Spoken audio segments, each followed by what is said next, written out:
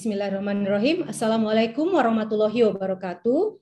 Selamat sore Bapak dan Ibu, salam sehat dan salam sejahtera untuk kita semua. Sebelumnya saya mohon maaf kalau video saya warnanya agak warna-warni ya. Putih hitam kayak zebra karena pencahayaan sedang nggak bagus. Baik, Bapak dan Ibu yang saya hormati, terutama kepada narasumber yang sudah ada dan sudah hadir di dalam acara SIRD seri yang ke-31 ini, kepada narasumber yang sudah sejak dari tadi standby di dalam studio Zoom ini, Bapak Profesor Sudarto P. Hadi, MES PhD, atau mungkin nanti kita panggil Prof. Darto saja, selaku Guru Besar Manajemen Lingkungan di Universitas Diponegoro, selaku Ketua Dewan Proper. Yang kedua ada Bapak Heri Ashari, atau nanti kita panggil Pak Heri, selaku Operation Head Pertamina DPPU Sepinggan Balikpapan. Dan yang ketiga narasumber kita yaitu Bapak Febri Wiyadi Jali, atau biasa dipanggil Bapak Jali, selaku General Manager System Compliance and Environment PT Braucol. Serta tidak lupa yang terhormat kepada Bapak dan Ibu peserta webinar series yang insya Allah harus selalu berbahagia dan yang pasti saat ini sedang diberikan kesehatan. Baik Bapak dan Ibu, pertama-tama mari kita panjatkan puja dan puji syukur atas kehadirat Allah Subhanahu wa taala yang senantiasa melimpahkan rahmat, taufik serta hidayahnya kepada kita semua. Alhamdulillah pada kesempatan yang berbahagia ini, hari ini kita masih diberikan nikmat sehat, nikmat untuk bersama-sama bisa mengikuti kegiatan Social Investment Roundtable Discussion atau SIRD seri yang ke-31, atau ini merupakan seri yang pertama di tahun 2022. Dan karena kemarin kita baru selesai berburu proper ya, semua perusahaan-perusahaan yang luar biasa yang ada di Indonesia, sehingga tema SIRD kita yang ke-31 ini juga mengangkat tema sebagai yaitu Road to Green and Gold Proper, a sustainable business that goes beyond compliance. Oke. Atau kita bisa bilang jalan menuju capaian peringkat proper hijau dan emas bisnis berkelanjutan yang melampaui kepatuhan. Bagi rekan-rekan di sini, Bapak dan Ibu yang belum mengetahui mengenai SIRD, SIRD adalah forum yang diadakan oleh SII yang membahas isu tentang program investasi sosial, termasuk beberapa tema yang erat kaitannya dengan keberhasilan pelaksanaan program investasi sosial. Dan diskusi ini juga dilaksanakan biasanya 2 kali tiap bulan, dan kita lakukan ini setiap Jumat sore. Untuk mempersingkat waktu, sebelum acara seminar hari ini kami buka, perkenalkan saya sebagai host Peggy Arnolia, selaku, kalau tadi Mas Arief memperkenalkan saya sebagai senior researcher di SII, insya Allah masih bisa berbagi ilmu dengan dunia luar melalui SII. Saya selaku host saat ini menggantikan host yang sudah terjadwal, Pak Fajar Kurniawan yang saat ini sedang berhalangan untuk bisa memandu acara kali ini. Dan sebagai info, peserta hari ini terdaftar untuk SIRD di 552 peserta, semoga makin bertambah. Jika tidak makin bertambah, pastinya ada satu dan lain hal yang belum bisa mengikuti kegiatan ini. Kegiatan ini akan berlangsung kurang lebih 2 jam, dari mulai kita memulai saat ini 15.35 sampai pukul 17.35 nanti. Baik, untuk acara SIRD kali ini susunan kegiatan akan saya paparkan terlebih dahulu, yaitu yang pertama nanti akan ada pemaparan materi pertama oleh Prof. Darto, dilanjutkan 1 pertanyaan raise hand ya. Nanti boleh rekan-rekan menyimpan pertanyaan dalam kolom chat, tapi nanti kita akan jadikan itu sebagai diskusi akhir. Kemudian yang kedua akan ada pemaparan materi oleh Bapak Heri dari Pertamina. Ini juga saya akan ambil 1 pertanyaan raise hand. Kemudian kita akan foto bersama yang akan dipandu panitia. Setelah foto bersama akan dilanjutkan pemaparan materi yang ketiga oleh Bapak Jali dari Braucol, dan itu juga tetap 1 pertanyaan raise hand. Setelah itu kami akan kolek pertanyaan-pertanyaan yang sudah ada di dalam kolom chat sebagai kegiatan diskusi dan tanya jawab. Setelah kita selesai diskusi, kami akan memberikan kesempatan untuk closing statement secara singkat kepada ketiga narasumber, dan tetap kami akan melakukan kegiatan memberikan door prize ya, sehingga kita akan mengumumkan pemenang penanya yang beruntung penanya yang paling aktif, penanya yang pertanyaannya berbobot, dan sebagainya bagi rekan-rekan ataupun Bapak dan Ibu yang sudah terbiasa mengikuti kegiatan SIRT, mungkin sudah tidak akan asing lagi. Dan yang terakhir adalah penutup. Baik, Bapak dan Ibu, para peserta, silahkan nanti bisa mengisi daftar hadir sebagai syarat untuk mendapatkan e-sertifikat yang akan kami kirimkan. Nanti kita akan memilih 3 penanya yang beruntung yang akan mendapatkan souvenir eksklusif dari Social Investment Indonesia, dan pemenang seperti saya sampaikan tadi akan diumumkan di akhir acara. Untuk mempersingkat waktu, saya akan memberikan kesempatan yang pertama kepada Prof. Darto untuk memaparkan materinya. Bisa saya beri waktu 15 sampai 20 menit ke depan. Share screen materi mohon nanti dibantu oleh panitia. 1 pertanyaan singkat dari audiens nanti raise hand. Sisanya bisa melakukan kegiatan bertanya di dalam chat box yang akan saya ataupun kami panitia kumpulkan untuk dilakukan diskusi di akhir sesi ini. Baik Pak Prof. Darto, 15.37 di jam saya sekarang, 15 sampai maksimal 20 menit ke depan untuk Bapak. Kami persilakan Pak. Baik. Apakah saya boleh mengoperasikan PPT saya sendiri? Saya Boleh, mohon diberi kesempatan boleh. Supaya lebih bebas ya. Saya boleh share screen? Mohon saya diberi. Tolong dijadikan host ya untuk Prof. Darto. Sudah? Ya, sudah. Sudah, baik.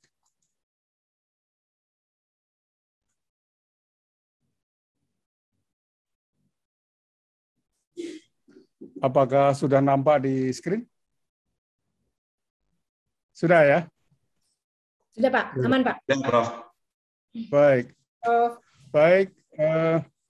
Bismillahirrahmanirrahim. Assalamualaikum warahmatullahi wabarakatuh. Selamat sore dan salam sejahtera. Terima kasih atas kesempatannya.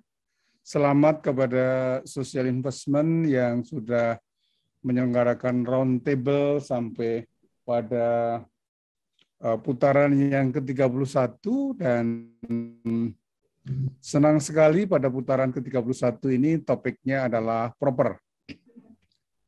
Ini yang saya ingin sampaikan Ibu dan Bapak. Pertama tentang bisnis berkelanjutan, lalu yang kedua proper sebagai wahana mewujudkan bisnis berkelanjutan. Dan saya ingin berbagi pandangan tentang 2 inovasi di Proper 2021 yang baru saja diumumkan, kemudian beberapa praktek baik dari social innovation. Ini adalah definisi dari bisnis berkelanjutan. Jadi pada pokoknya bisnis yang mensinergikan antara aspek ekonomi, sosial, dan lingkungan. Jadi sustainable business itu tidak hanya secure untuk lingkungan, tetapi juga secure untuk produk dan diterima secara luas oleh masyarakat. Sehingga sustainable business atau bisnis berkelanjutan itu merupakan suatu bentuk bisnis, model bisnis yang mengakomodasi apa yang disebut dengan triple bottom line, yaitu mengakomodasi profit. Perusahaan bisnis tentu saja mengejar profit, tetapi juga peduli kepada masyarakat, dan planet adalah lingkungan, di mana terdampak oleh kegiatan bisnis itu sendiri. Nah, kalau sebuah bisnis itu seperti sebuah rumah begitu. Kalau corporate itu kan rumahnya ya, bisnis itu kegiatannya. Ibarat sebuah rumah begitu bisa tegak berdiri kalau ditopang oleh 3 pilar, yaitu pilar yang tentu saja mengedepankan tentang profit, tetapi tidak mengesampingkan tentang lingkungan baik sebagai sumber maupun terdampak oleh kegiatan kita, dan juga masyarakat di sekitar di mana bisnis itu berjalan. Nah, bagaimana proper itu berkontribusi terhadap bisnis yang saya hormati, baik yang bergabung secara offline maupun online? Sudah familiar dengan mekanisme proper ini? Di bawah garis merah itu adalah tujuan dari proper adalah mewujudkan environmental compliance, ketaatan lingkungan. Kalau perusahaan itu taat pada lingkungan, mengelola lingkungan dengan baik, menyampaikan laporan kajian lingkungan, maka dia akan mendapat award biru, peringkat biru. Kalau dia sudah berusaha untuk mengelola lingkungan tetapi masih di bawah standar, itu memperoleh merah, sedangkan yang abai terhadap lingkungan itu hitam begitu. Jadi yang di bawah ini wajib dikerjakan mendapat pahala, tidak dikerjakan mendapat dosa begitu. Nah,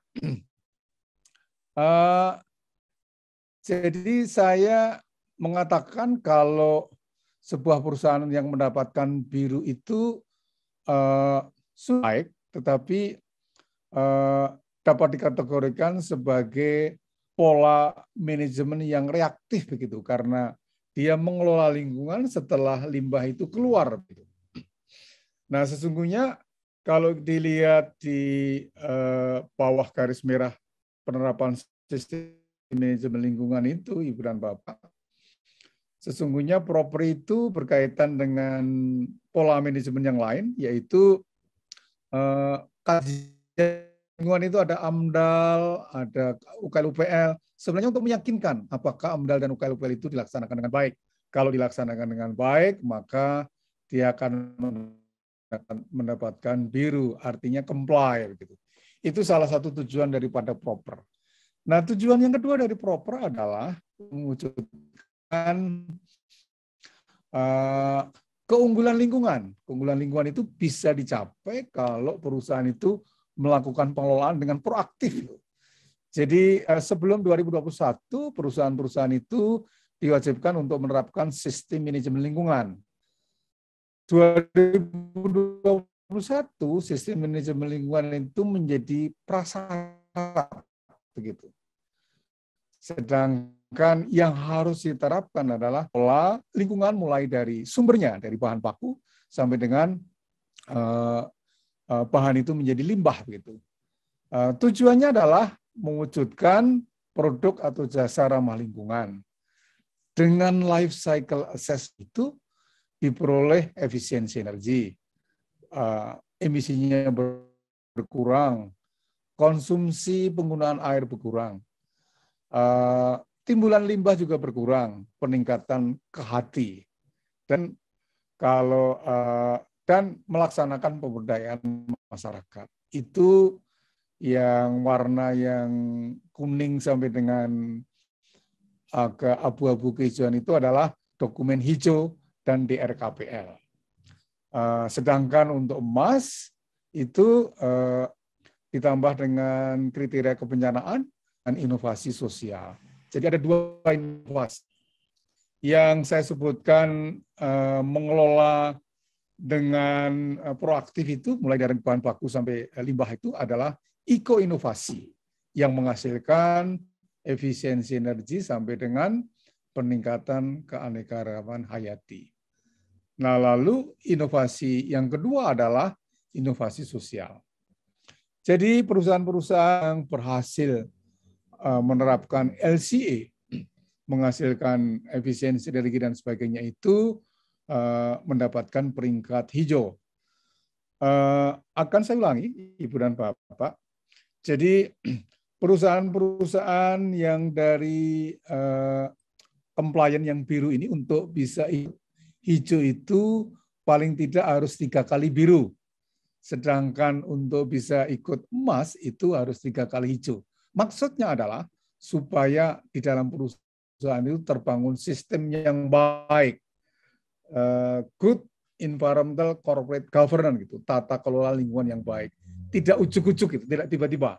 Jadi saya kira Pak Heri dari DPPU Sepinggan itu merasakan betapa tidak mudah gitu untuk mendapatkan peringkat emas. Sekarang dapat peringkat emas, Pinggan itu. Demikian juga Berau. Saya kira Pak Jali merasakan cukup berdarah-darah begitu. Artinya di dalam membangun sistem itu tidak tiba-tiba mendapatkan emas, tetapi melalui proses yang panjang begitu. Nanti Pak Heri dan Pak Jali saya kira akan cerita tentang hal itu. Bagaimana mendapatkan emas hijau dan emas itu perjalanannya panjang begitu. Nah, Ibu dan Bapak, di slide ini saya ingin menunjukkan bahwa proper itu bukan tujuan, tetapi adalah sarana untuk mewujudkan bisnis berkelanjutan, corporate sustainability. Bagaimana itu dilakukan? Dengan mensinergikan triple bottom line, profit, people, dan planet. Jadi kata kuncinya adalah bagaimana membangun sistem. Mudah-mudahan Pak Heri dan Pak Jali nanti cerita tentang hal itu. Jadi mengintegrasikan 3 hal itu. Di kotak yang terakhir adalah akan lebih baik yang saya sebut proaktif itu menginternalisasikan perilaku dari anggota perusahaan, dari CEO sampai dengan tukang sapu itu punya visi yang sama, bahwa mengelola lingkungan dan peduli sosial itu adalah kebutuhan, bukan karena takut pada sanksi begitu. Nah, slide ini menunjukkan inovasi yang pertama yang diterapkan tahun 2021, yaitu eko-inovasi, di mana perusahaan wajib melaksanakan LCA ketika dia berada di beyond compliant, sudah lulus dari biru 3 kali, lalu 25% terbaik pada klasternya, lalu dia apply, dia eligible untuk bisa beyond compliant. Ini harus menerapkan ini. Jadi kalau yang reaktif itu, dan Bapak, sebuah perusahaan manufaktur misalnya, itu kan ada produksi. Nah tadi mulainya dari produksi saja dia. Kalau itu reaktif yang biru tadi. Jadi dia mengelola ketika ada produksi, ada limbah, itu dikelola. Nah sekarang LCA itu mengelola dari raw material. Raw material, bahan baku, produksi, distribusi, penggunaan, sampai dengan waste. Nah setiap lini dari produksi ini, Bu dan Bapak, di kotak ini adalah apa yang bisa dilakukan. Mereka melakukan assessment. Energinya itu berapa, air yang digunakan berapa, biayanya berapa, dampak lingkungan seberapa. Lalu apa yang bisa dilakukan untuk mengurangi dampak lingkungan? Apakah ada bahan baku yang bisa diganti? Apakah ada teknologi yang bisa diterapkan? Itu inti daripada LCA, Life Cycle Assessment. Itu eko-inovasi. Nah sekarang kita sampai pada aspek sosial. Jadi ini adalah komponen penilaian proper hijau. Jadi kalau Bapak lihat ada 2 hal yang berbeda. Satu adalah pada implementasi. Jadi di implementasi itu pola penilaian yang lama itu 13, yang baru 23. Yang kedua adalah stakeholder engagement, pelibatan pemangku kepentingan. Di lama tidak ada, sedangkan di baru 21. 21 dari skala 100 kan besar ya. Nah, intinya adalah begini. Jadi ketika sebuah perusahaan sudah ditetapkan sebagai kandidat emas, maka dia harus memilih, perusahaan itu harus memenuhi aspek inovasi sosial. Nah, tetapi artinya Komdev yang dilakukan pada proper hijau itu sudah implementable begitu, sudah mampu mewujudkan kemandirian. Tetapi kemudian ketika dia masuk ke kandidat emas, dia harus menentukan mana Komdev yang memenuhi kriteria inovasi sosial. Jadi hanya satu begitu. Lalu pelibatan pemangku kepentingan ini menjadi penting karena dengan pelibatan pemangku kepentingan, keberlanjutan dari program Komdev atau inovasi sosial itu lebih terjamin gitu keberlanjutannya. Nah, ini adalah indikator dari inovasi sosial. Jadi hal baru dari proper di 2021. Satu adalah ada unsur kebaruan, novelty.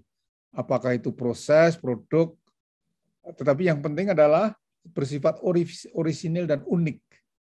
Yang kedua berkaitan dengan core business.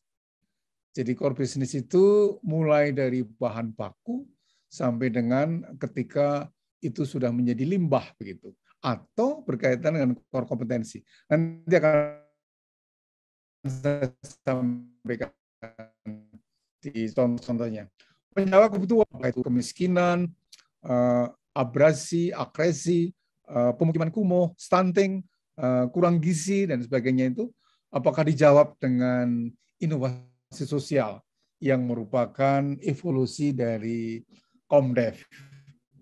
Mampu meningkatkan kapasitas sosial dari pelaku dari target kelompok itu. Apakah efektif itu diukur dengan SROI, dengan Social Return on Investment.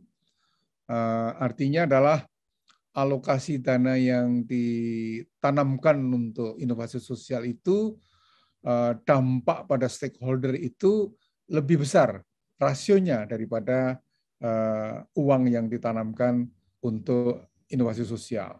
Statusnya itu apakah sudah ada peningkatan, ada scaling, ada replikasi, ada perubahan sistemik gitu. Perubahan sistemik itu perubahan yang berbeda dari sebelumnya dan lebih efektif gitu. Apakah ada jaminan sustainability?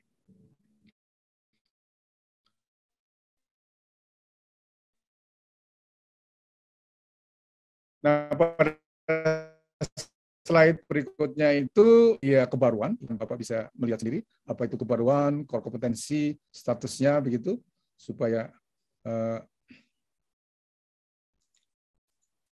ini juga begitu, SROI, lalu menjawab kebutuhan, sama. Nah, slide ini menggambarkan mengapa menuju kepada social innovation. Komdev yang merupakan bagian dari CSR itu pada umumnya short term orientasinya jangka pendek, fokusnya untuk mengurangi risiko. Di mana perusahaan itu untuk mendapatkan reputasi tidak selalu berkaitan dengan core business gitu. Dipandang sebagai bentuk cost begitu, bukan investasi. Kalau inovasi sosial itu investasi, sekedar memenuhi persyaratan administrasi, kemudian sifatnya top down dan tidak menimbulkan apa yang disebut dengan creating share value begitu, profit begitu. Pasti ada dampak positifnya dalam bentuk image yang bagus, kemudian citra yang bagus, kemudian ada akses terhadap lembaga keuangan, tetapi tidak berbarengan gitu, tidak dalam bentuk profit yang tangible gitu.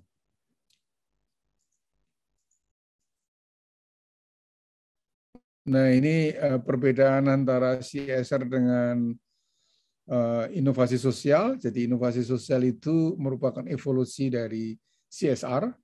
Pada pokoknya adalah mengintegrasikan masalah-masalah yang dihadapi oleh masyarakat, seperti saya sampaikan tadi, mulai dari kemiskinan, pemukiman kumuh, kebakaran, sampai dengan stunting, dengan kebijakan program kegiatan dari perusahaan.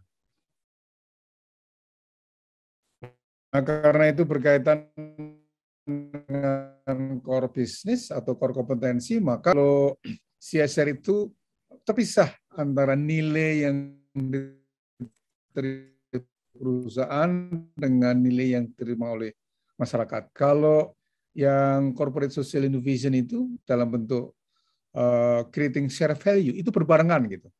Jadi masyarakat mendapatkan untung dalam bentuk kesempatan kerja, kesempatan berusaha, pendapatan. Perusahaan juga mendapatkan keuntungan dari itu.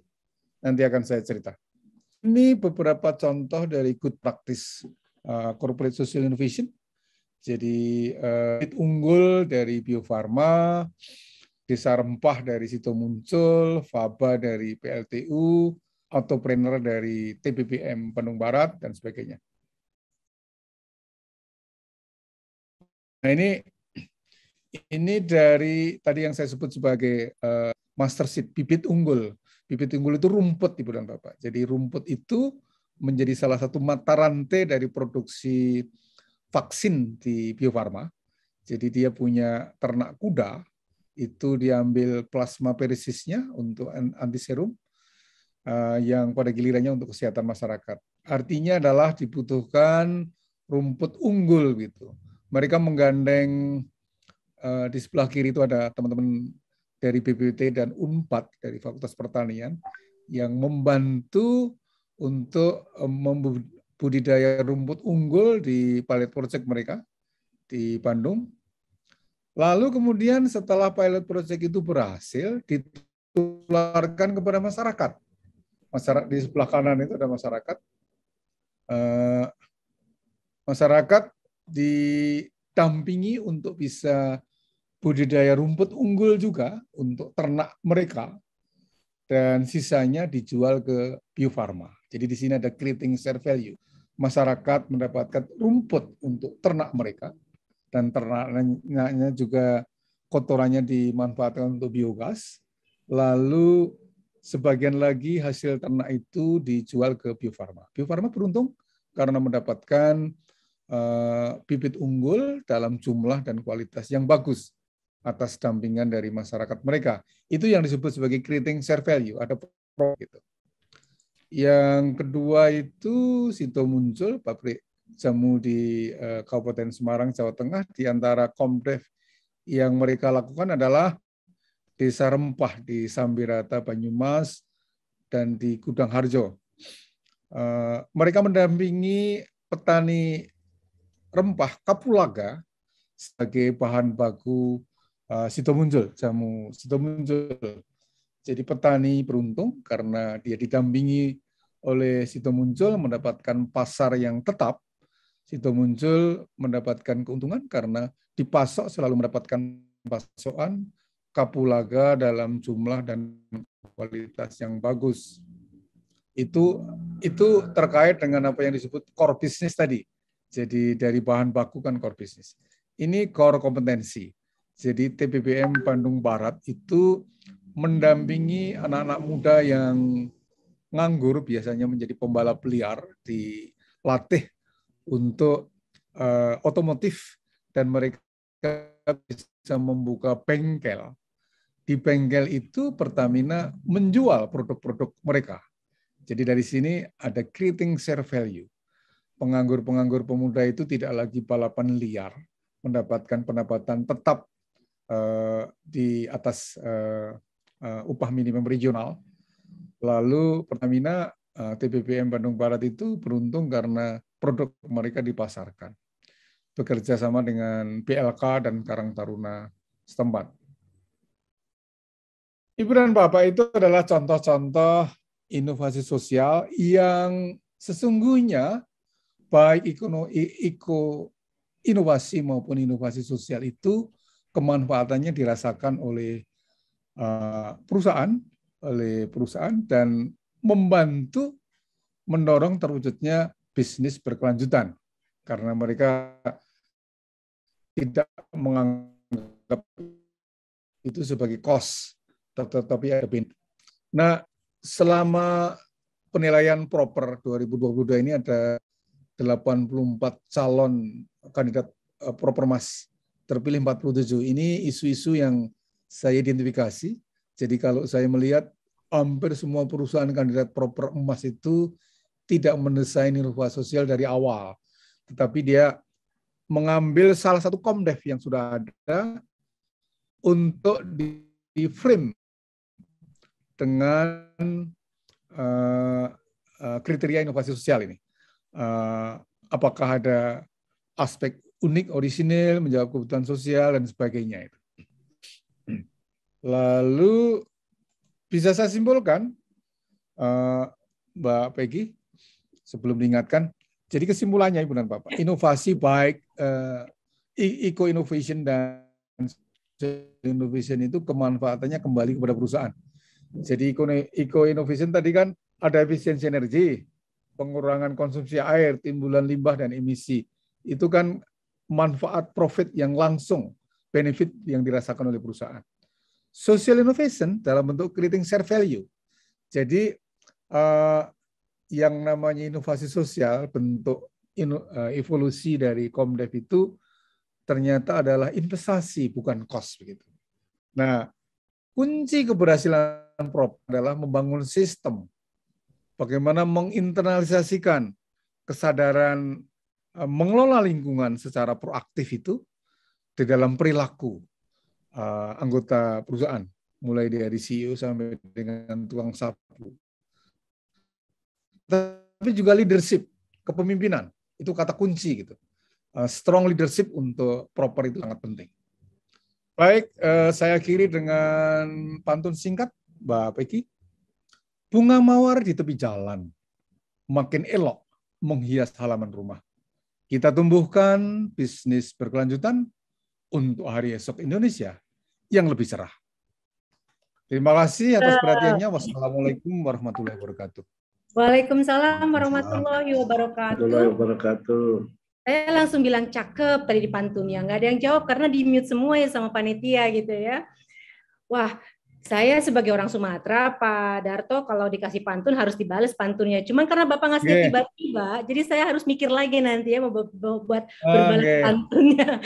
Baik, Pak Sudarto, Prof. Darto tadi sebelum memulai, saya juga sempat lupa mengingatkan panitia untuk menampilkan CV-nya Prof. Darto ini. Karena seluruh peserta di sini juga perlu tahu siapa sih sekarang ini Ketua Dewan Proper. Tolong dong panitia, walaupun terlambat sedikit, tapi nggak apa-apa. Kita tampilkan dulu siapa beliau yang tadi sudah berbicara 20 menit lebih 3. Baik, Prof. Sudarto, PhD, MES, PhD, ini sebagai guru besar manajemen lingkungan di Universitas Diponegoro. Pengalaman kerja beliau. Wow, tiba-tiba hilang. Oke, saya masih bisa baca bahwa Prof. Darto ini sudah menjadi dosen Undip sejak tahun 80. Sejak saya baru dilahirkan, Bapak sudah jadi dosen. Luar biasa, salut untuk guru-guru kami. Baik, kemudian Ketua Pusat Penelitian Lingkungan Hidup Undip, juga selaku Wakil Rektor Bidang Pengembangan Kerjasama Undip sampai tahun 2021. Pernah juga menjadi Deputi Menteri Negara Lingkungan Hidup, kemudian juga staf ahli Menteri Negara Lingkungan Hidup, Wakil Rektor di bidang akademik Undip di tahun 2002 sampai 2006, kemudian Ketua Program Magister Ilmu Lingkungan, Ketua Program Doktor Ilmu Lingkungan, Rektor Universitas Diponegoro 2010 sampai 2015, kemudian menjadi Wakil Ketua Dewan Riset Nasional sampai 2020, belum lama kemarin ya Pak ya. Dan saat ini Ketua Dewan Pertimbangan Proper KLHK 2014 sampai saat ini masih ada di sana. Pendidikannya pastinya ini betul-betul organiknya Undip ya, S1 di Undip dan mengabdi di Undip, lulus tahun 79, kemudian mengambil master dan PhD di Kanada. Semoga ilmu-ilmu para bapak-bapak guru besar kami ini bisa tetap memberikan manfaat kepada kami, yang pasti baik kita yang ada di lingkungan kegiatan sosial maupun di perusahaan. Terima kasih Pak Darto untuk presentasi yang sudah dilakukan. Kepada tadi sesuai janji kita, ada satu pertanyaan dari raise hand. Jika ada, tolong bisa dicari panitia, bisa di-close dulu. Oke, ada yang raise hand? Kalau belum ada yang raise hand, mungkin kebiasaan. Oke, ada Ibu. Oke, Ibu Sri Nur. Silakan, tolong panitia di unmute. Silakan Ibu. Ibu Nur. Ya, terima kasih Ibu, Bu Peggy. Saya Suster Nurwaningsih dari SMP Kebon Dalem Semarang. Oke, silakan. Ya, saya sangat awam mengenai hal ini, tetapi mendengar paparan Prof tadi, saya bersyukur dan berterima kasih Ya, tadi saya katakan saya awam. Pertanyaan saya begini. Tadi ada bagian dari perusahaan-perusahaan dalam konteks proper, terutama untuk CSR itu kan untuk keberlangsungan, tetapi juga ada share value-nya ya, share value-nya. Nah, yang menjadi pertanyaan saya, bagaimana kemungkinan-kemungkinan untuk share value ini demi sustainability perusahaan atau apapun ini untuk generasi muda dalam arti remaja dalam konteks dengan dunia pendidikan. Jadi untuk ambil bagian atau memang mendampingi generasi-generasi muda ini untuk peduli dengan lingkungan, bahkan sampai istilahnya itu menjadi budaya ya, gaya hidup yang sadar lingkungan, peduli, cinta, bahkan bertanggung jawab dalam konteks ini. Lalu bagi saya bagaimana kemungkinan untuk bisa berjejaring ya, berjejaring dengan perusahaan untuk peningkatan atau pengembangan dari pendidikan kaum muda. Saya berada di SMP, di tingkat remaja. Karena kemarin misalnya seperti gerakan sejuta pohon gitu ya, sekolah kami, adik-adik OSIS itu berinisiatif untuk melakukan penanaman pohon. Dan kami bekerja sama dengan mitra sekolah, sehingga saya kira ini baik untuk mendapat dukungan maupun untuk bekerja sama. Terima kasih Ibu. Baik, Suster Nur yang memberikan yang raise hand pertama ini untuk Prof. Darto. Silakan bisa langsung dijawab untuk satu pertanyaan ini saja. Terima kasih, Suster Nur. Ternyata sesama Semarang. Kalau tahu begitu kita bisa ngobrol di Semarang, Suster Nur. Lanjut. Iya, ya jadi cakupan proper itu sangat luas, Ibu Suster Nur. Jadi bukan hanya tingkat pendapatan, lalu kesempatan kerja, kesempatan berusaha, tetapi juga sampai kepada kesehatan, pendidikan, dan sebagainya. Makanya itu ketika sebuah perusahaan itu melakukan Komdev atau inovasi sosial, itu di-frame dengan apa yang disebut dengan sustainability kompas begitu ya. Kompas berkelanjutan. Kompas itu kan ada North ya. North itu nature maksudnya. Nature itu bagaimana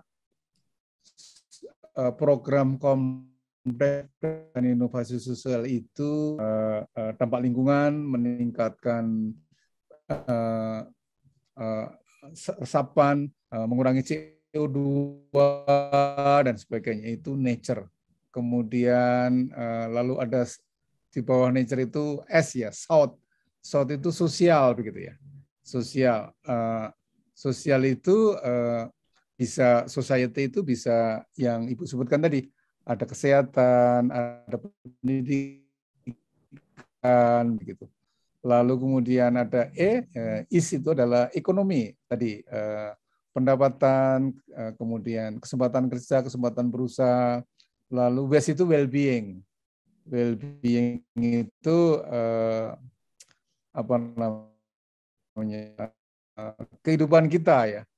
Sebuah program yang baik itu tidak hanya satu dimensi, tidak hanya satu ekonomi saja, tapi mencakup keempat itu, termasuk pendanaan yang di dalam Komdev, terutama Komdev yang saya tahu, itu diantaranya adalah mendampingi Adiwiyata, Suster Nur. Adiwiyata adalah sebuah sekolah yang berwawasan lingkungan.